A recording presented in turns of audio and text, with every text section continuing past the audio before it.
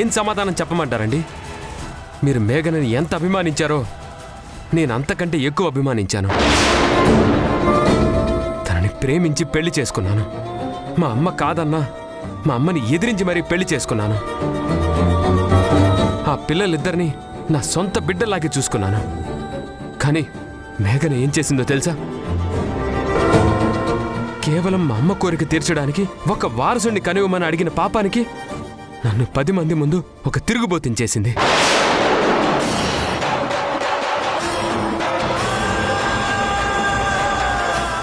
మీకు కావాలంటే అన్ని సాక్ష్యాధారాలు మీ ముందు పెడతాను.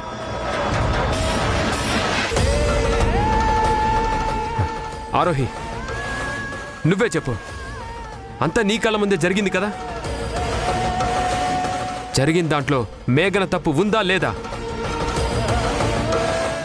నందు, ఇప్పుడు ఆ విషయాలన్నీ ఎందుకు? అంకుల్, జరిగిపోయిందేదో జరిగిపోయింది.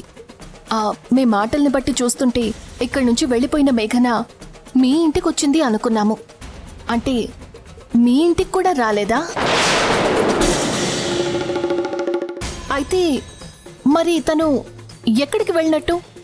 ముందు తన గురించి ఎంక్వైరీ చేయాలి. మేఘన గురించి ఎంక్వైరీ చేయడం కాదమ్మా, ముందు ఇదిగో ఇతన్ని నిలదీయాలి.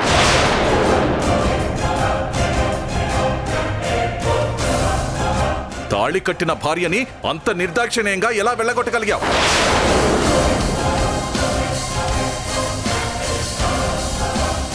కనీసం ఆ అమ్మాయి తన 2 పిల్లలతో ఎక్కడుందో ఏమైందో కూడా కనీసం తెలుసుకునే ప్రయత్నం కూడా చేయకుండా హాయిగా ఇంట్లో కూర్చొని ఉన్నావే, నీలాంటి వాడిని అసలు ఏమనాలి?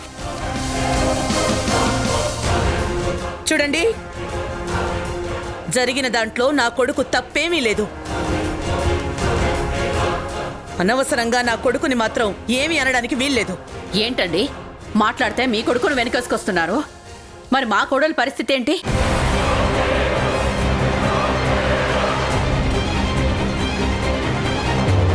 ఇందక్కడి నుంచి చూస్తున్నాము. మాట మాట్లాడితే తప్పంతా మేఘందే అన్నట్టు మాట్లాడుతున్నారు. మీ కొడుకు ఏ తప్పు చేయకుండానే నా కోడలు ఇంట్లోంచి బయటకు వెళ్ళిపోయిందా?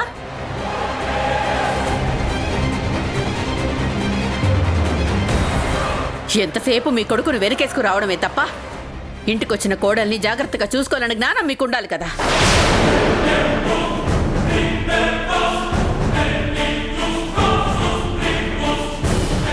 మీరేం చేసినా అడిగేవాళ్లు లేరనే కదా తల్లిని బిడ్డల్ని అలా ఇంట్లోంచి వెళ్ళగొట్టేశారు. చూడండి, అనవసరంగా మా అమ్మ మీద మీరు నోటుకొచ్చినట్టు మాట్లాడితే నేను ఊరుకోను. మా అమ్మ గురించి ఎవరన్నా తప్పుగా మాట్లాడితే నేనెవ్వరికి మర్యాద కూడా ఇవ్వను. నందు, నువ్వు ఆగు. నువ్వు ఉండమ్మా. చూడండి, ఇప్పుడు నేనే చెప్తున్నాను. నేనే మేఘనని ఇంట్లో నుంచి బయటికి పొమ్మన్నాను. వెళ్ళండి, వెళ్ళితేనే ఎక్కడుందో మీరే వెతుక్కోండి. అంతేగాని మా అమ్మ గురించి ఇంకొక తప్పు మాటన్నా నేను ఊరుకోను. చాలా సంతోషం బాబు, చాలా సంతోషం.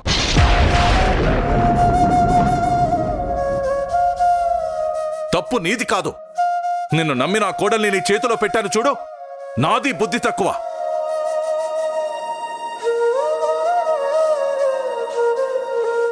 నువ్విలా మాట్లాడుతున్నప్పుడే నువ్వు ఎంత అవమానించి తనని ఇంట్లో నుంచి బయటికి వెళ్ళగొట్టావో నేను అర్థం చేసుకోగలను.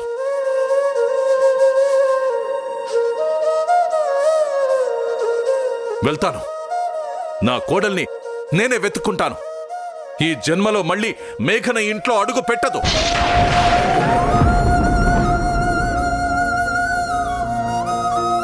నువ్వే వచ్చి బ్రతిమిలాడినా సరే నా కోడల్ని మాత్రం నేను పంపించను.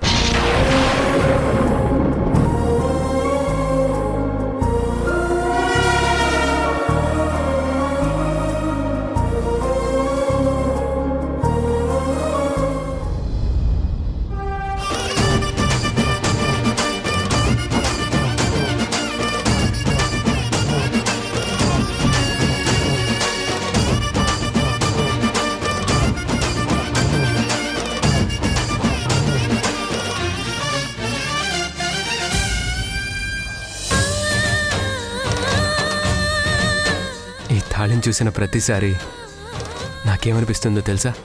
ఏమనిపిస్తుంది? జీవితాన్ని ఒక మంగళసూత్రంగా మార్చి నీ గుండెల్లో దాచుకున్నావు అనిపిస్తుంది. నీ జీవితాన్ని కాదు, నీకు నా మీదున్న ప్రేమనంతా ఇలా మంగళసూత్రంలో బంధించి నా గుండెల్లో దాచుకున్నాను. అసలు మంగళసూత్రం అనేది భార్యాభర్తల ప్రేమకి చిహ్నం. తాళిని ఎంత పదిలంగా చూసుకుంటామో భర్తని కూడా అంత పదిలంగా చూసుకోవాలి అనే బాధ్యత ఆడదానికి అప్పచెప్పినట్టు. అంటే నా పూర్తి బాధ్యత నీదే. ఈ తాళ్ళని మెడలో ఉన్నంతకాలం నేను ప్రశాంతంగా హాయిగా ఉండొచ్చు. అవును.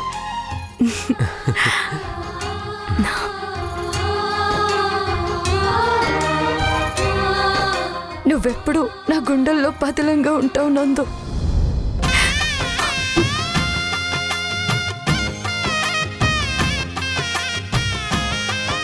నన్ను క్షమించు తల్లి, నాకింతకంటే వేరే మార్గం లేదు. ఈ మంగళసూత్రాన్ని నా ఒంటి మీదకి చేర్చే బాధ్యత నీదే.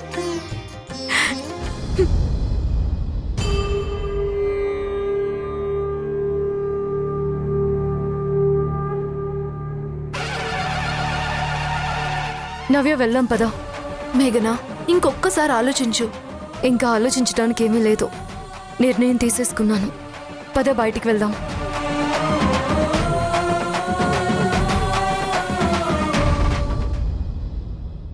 అయినా నువ్వే చూసావు కదమ్మా, జరిగిన దాంట్లో మన తప్పే ఉంది.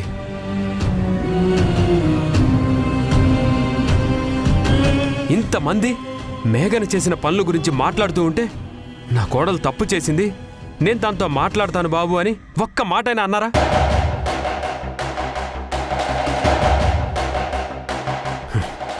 అక్కడికి నేనే ఏదో కావాలని తనని ఇంట్లో నుంచి బయటికి వెళ్ళగొట్టేసినట్టుగా నోటికొచ్చినట్టు మాట్లాడుతున్నారు. అంత దూరం తెచ్చుకుంది ఎవరమ్మా? ఆ పరిస్థితి కల్పించింది ఎవరు? ఒరే, ఇంకొకల సంగతి తీసేయరా. నేను చెప్తున్నాను కదా, నువ్వు చేసింది తప్పే కాదు.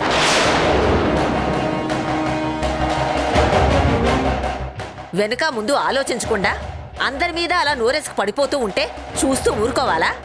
ఎంతమందికి భయపడాలి, ఎంతమందికి సమాధానం చెప్పాలి? అంత ప్రేమున్న వాళ్లే అయితే వెళ్ళి వాళ్ళ కోడల్ని వెతుక్కుని వాళ్ళింటికే తీసుకువెళ్తారులే. నువ్వేం దిగులు పడకో. అది కదత్తయ్యా. అమ్మా, జరిగిందేదో జరిగిపోయింది. ఈ విషయంలో నేనేదో తప్పు చేశానని నేను అనుకోవటం లేదు. వాళ్ళు నా గురించి ఏం అనుకుంటారో, ఏం ఆలోచించుకుంటారో నాకు అనవసరం. నా కుటుంబం జోలికి, మా అమ్మ జోలికి ఎవరన్నా వస్తే నేను చూస్తూ ఊరుకునేది లేదు. ఇక ఈ విషయం గురించి చర్చించడం కూడా అనవసరం.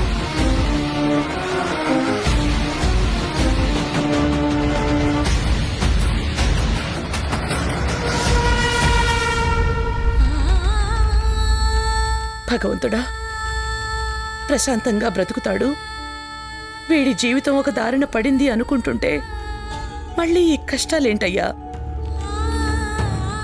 ఈ కష్టాలు ఎప్పుడు తీరుతాయో,